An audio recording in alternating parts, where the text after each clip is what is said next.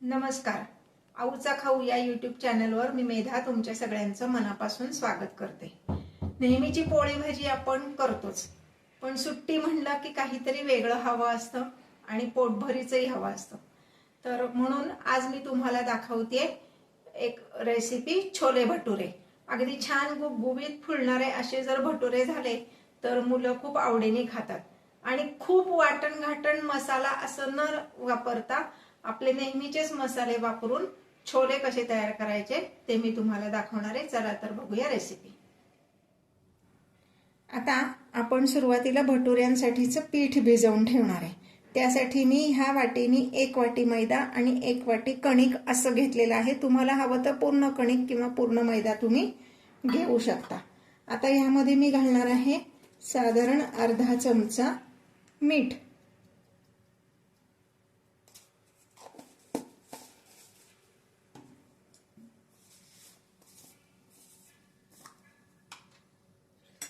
साधारण पाव चमचा एवढं बेकिंग पावडर घालायची. बेकिंग पावडरमुळे मऊ आणि खुसखुशीत असे होतात भटुरे.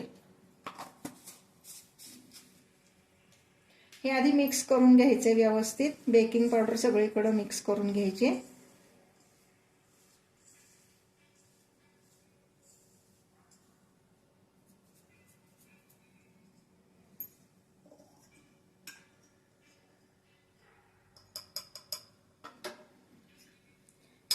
आता यामध्ये घालणार आहे 2 मोठे चमचे एवढं तूप.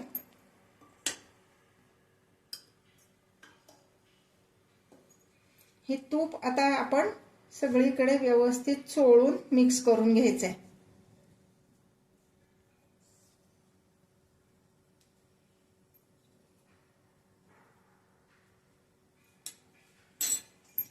आपण कुठल्याही प्रकारची पुरी किंवा असं काही करतो तेव्हा त्यामध्ये आपण मोहन घालतो. बरेच लोक तेलाचं घालतात. इथे तुम्ही तुपाचं मोहन घालून बघा, भटुरे असे छान खुसखुशीत होतात.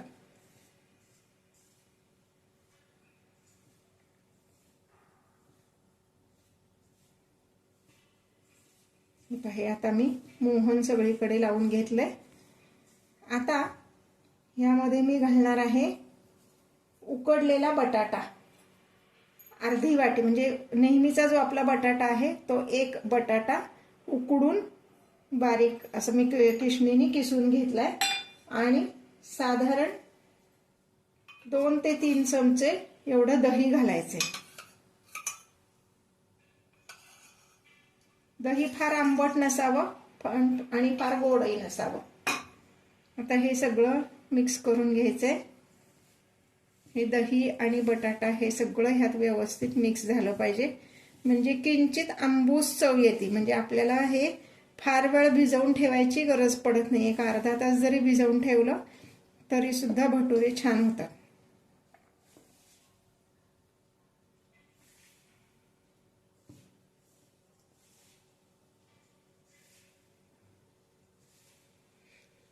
आता हे व्यवस्थित मी मिक्स करून घेतलंय. आता मी ह्यात पाणी घालून भिजवून घेणार आहे. आता मी ह्या वाटीनी, ज्या वाटीनी पीठ घेतले त्याच वाटीनी मोजून पाणी घेते आणि नंतर तुम्हाला सांगते की किती पाणी लागलंय.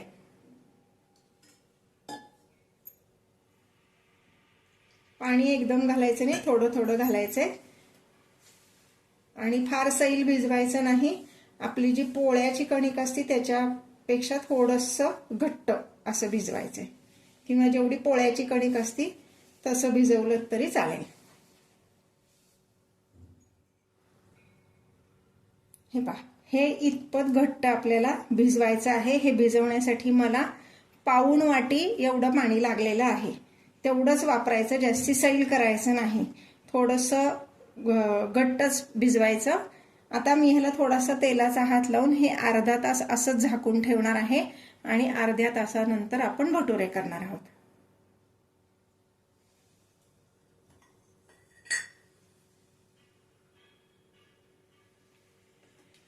किंचित तेलाचा हात का लावायचा, म्हणजे ते पीठ वाळत नाही म्हणून तेलाचा हात लावायचा आणि जास्ती सॉफ्ट होतं. हे आता आहे मी झाकून ठेवते. अर्ध्या तासाने आपण याचे भटुरे करूयात.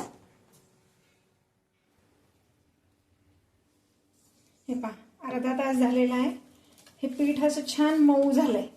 तरी पण आपण एकदा पुन्हा ते मळून घेणार आहोत. आणि दुसरीकडे इकडे गॅसवर मी तेल तापत ठेवले. गॅस एकदम लो फ्लेमवर ठेवलेला आहे.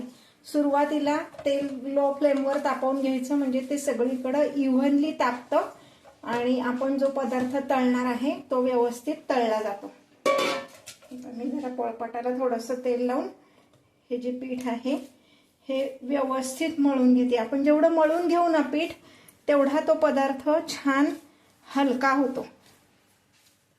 कुठलाही तळणीचा जो पदार्थ असेल, आपण पीठ व्यवस्थित मळून घेतलं की तो पदार्थ हलका होतो. आता मी थोडंसं तुम्हाला फरक सांगते. ह्यामध्ये आपण बेकिंग पावडर घातली, बेकिंग सोडा घातलेला नाही.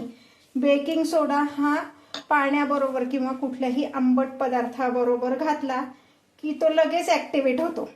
आणि बेकिंग पावडर ही आपण जेव्हा भाजणे किंवा तळणे ही प्रक्रिया करतो तेव्हा ऍक्टिव्हेट होते.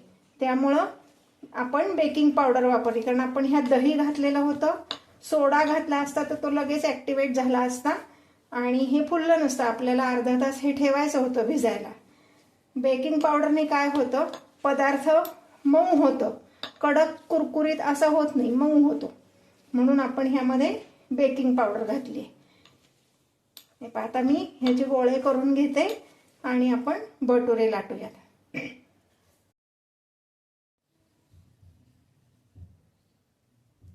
आता आपण भटुरे लाटून घेऊया. छोटासा गोळा घ्यायचा आहे. आपण नेहमी पुरी करतो त्याच्यापेक्षा किंचित मोठा, फार मोठा नाही. म्हणजे आपण हॉटेलसारखा मोठा करणार नाही आहोत, कारण त्याच्यासाठी कढई पण मोठी लागते आणि तेल पण खूप घालावं लागतं. आणि मग ते तळणीचं तेल आपल्या घरामध्ये वाया जातं, कारण घरी काही आपण एवढे भटुरे करत नाही.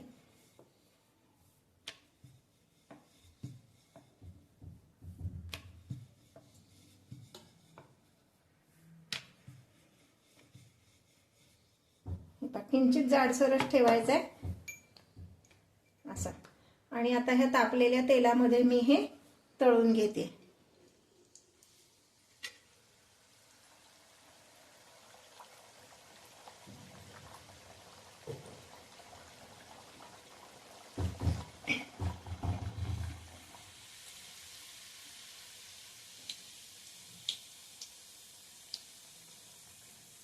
आपण आपल्या नेहमीच्या पुऱ्या जशा तळतो की नाही तसंच हे तळायचं आहे. बाकी ते छान फुगलाय. बाहेरचे भटुरे पांढरे स्वच्छ दिसतात, कारण ते पूर्ण मैद्याचे केलेले असतात. आपण इथं ह्यात कणिक पण मिक्स केली, त्यामुळं पांढरा स्वच्छ दिसणार नाही. थोडासा कणकेचा रंग त्याला नक्कीच येणार आहे.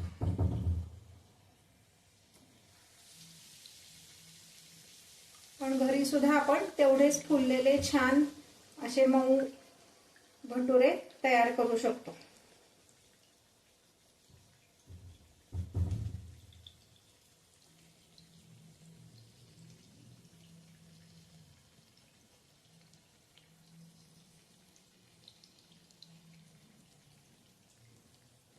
आपण नेहमी जशा पुऱ्या तळतो तसंच हे तळून घ्यायचे. हे पाता हे व्यवस्थित तळून झालेलं आहे. तेल निथळून घ्यायचं आणि हे एका ताटलीत मी काढून घेणार आहे.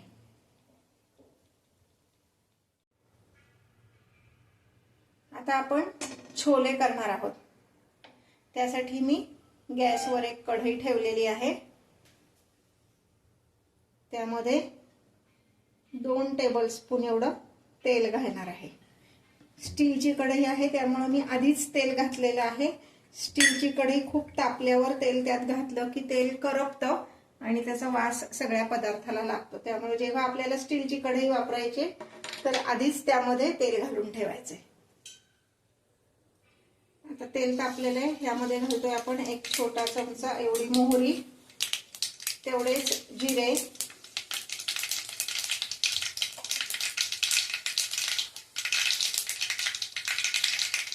मिसळणीच्या चमच्यातला जो चमचा असतो डब्यातला तो अर्धा चमचा एवढी हळद आणि 1 बारीक चिरलेला कांदा घालणार आहोत.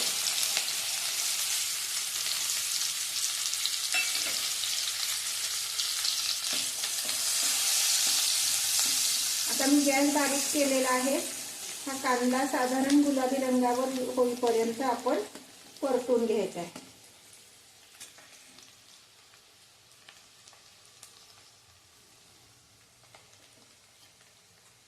कांदा छान परतून झालाय. आता ह्यामध्ये मी घालते अर्धा चमचा हिंग. हिंग मुद्दाम आधी घातला नाही, करपू नये म्हणून. कांदा लालसर झाला की मग हिंग घालायचंय. आता ह्यामध्ये मी घालते 1 चमचा हिरवी मिरची, आलं आणि लसूण ह्याची पेस्ट. म्हणजे साधारण 2 मिरच्या घेतल्या, 4-5 लसूण पाकळ्या आणि अगदी अर्धा इंच एवढं आलं ह्याची ही पेस्ट केली.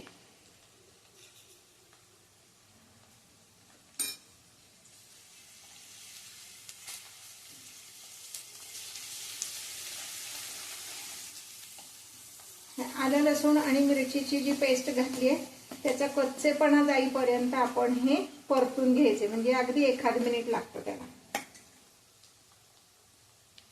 आता ह्या स्टेजला मी ह्या कढीपत्ता घालते.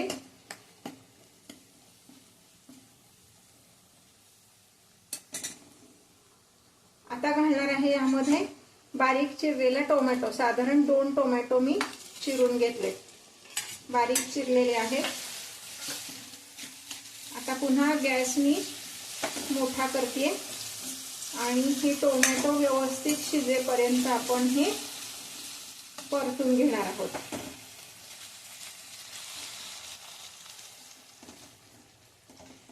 हे पहा, इतपत हे शिजवायचे. म्हणजे टोमॅटो व्यवस्थित शिजलेला हवा. म्हणजे आपण जर असं डावानी किंवा चमच्यानी स्मॅश केलं तर तो स्मॅश व्हायला हवा, इतपत तो शिजायला पाहिजे.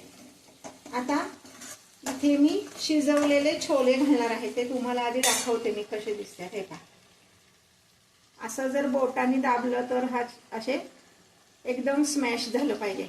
ह्याच्यावर तुम्हाला किंचित तेलाचा तवंग दिसत असेल. हा तेलाचा तवंग का आहे तर मी छोले रात्रभर भिजवले आणि सकाळी कुकरला लावताना त्यात किंचित म्हणजे 1 अर्धा चमचा तेल घातलं. म्हणजे मग ते छोले व्यवस्थित शिजतात. आणि शिट्ट्या किती केल्या तर 6 ते 7 शिट्ट्या करायला पाहिजेत. पहिली 1 शिट्टी मोठ्या गॅसवर करायची आणि नंतर गॅस बारीक करायचा आणि पुढच्या 5 शिट्ट्या होऊन द्यायच्या. म्हणजे मग छोले असे छान व्यवस्थित शिजतात. आता ह्या पाण्यासहित मी हे छोले यात घालणार आहे.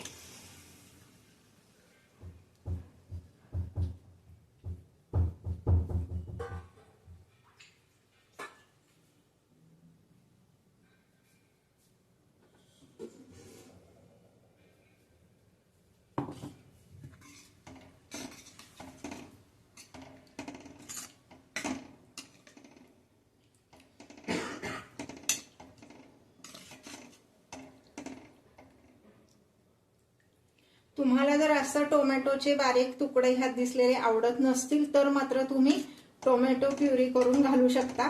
पण आमच्याकडे हे असं आवडतं म्हणून मी असे केलेले आहे. तुम्हाला चॉईस आहे, तुम्ही टोमॅटो प्युरी पण ह्यात घालू शकता. आता ह्यामध्ये मी घालणार आहे मीठ. 1 चमचा मीठ.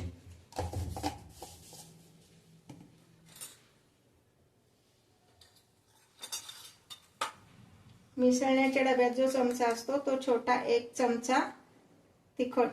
आपण हिरवी मिरची पण घातली म्हणून तिखट थोडंसं कमी घालते. तुम्हाला रंग येण्यासाठी हवं असेल तर अर्धा चमचा बेडगी मिरचीचं तिखट घालायचे. आता ह्यामध्ये मी थोडासा ओवा घालणार आहे. म्हणजे मग छोले पचतात व्यवस्थित.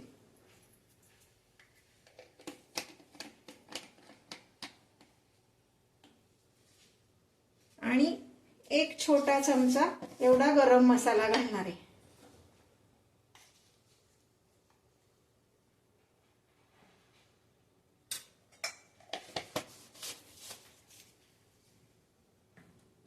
यामध्ये घालणार आहे मी 1 अर्धा चमचा गूळ. गूळ का घालायचा? गुळामुळं छोले पचायला सोपे जातात.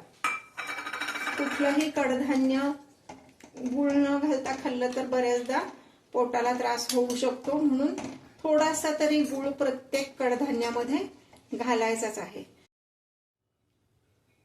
हे पाहता, ह्याला दाटपणा येण्यासाठी मी काय केलंय, 1 डावभरच छोले मिक्सरमधनं काढलेत थोडंसं पाणी घालून, आणि ही पेस्ट मी यात घालणार आहे, म्हणजे त्याला छान दाटपणा येतो. मिक्सरला लागलेलं निघेल एवढंच फक्त आता मी ह्यात पाणी घालणार आहे. आता ह्याला छान उकळी येऊन द्यायची, म्हणजे आपले छोले तयार आहे की नाही. कुठलं वाटण घाटण नाही, स्पेशल कुठला मसाला नाही, घरातलाच गरम मसाला घालून सुद्धा छोले छान होतात. आता ह्याला छान उकळी, म्हणजे आपण ज्याला रटरट शिजवायला पाहिजे असं म्हणतो ना, तितपत हे शिजवायचं, म्हणजे सगळा मसाला त्यामध्ये व्यवस्थित मुरतो. हे पहा, हे असं शिजलं पाहिजे. आता हे आपले छोले तयार आहेत. आता तुम्हाला ह्याला थोडासा रस जास्ती वाटतोय, पण ते कोमट झाले ना की हा रस हे घट्ट होणार आहे, कारण कुठलंही कडधान्य नंतर पाणी जास्ती शोषून घेतं. त्यामुळं हे आत्ता एवढं पातळ मी ठेवलेलं आहे. कोमट झालं की ते अजून घट्ट होणार आहे. आपले छोले तयार आहेत. मी ज्या रेसिपीज तुम्हाला दाखवते त्या जर तुम्हाला आवडत असतील तर माझ्या चॅनलला लाईक, शेअर आणि सबस्क्राईब करायला विसरू नका. त्या शेजारी बेल आयकॉन दिलेला आहे, त्यावर क्लिक करा आणि नोटिफिकेशन ऑल असं म्हणा, म्हणजे माझे सगळे नवीन नवीन व्हिडिओज तुमच्यापर्यंत पोहोचतील.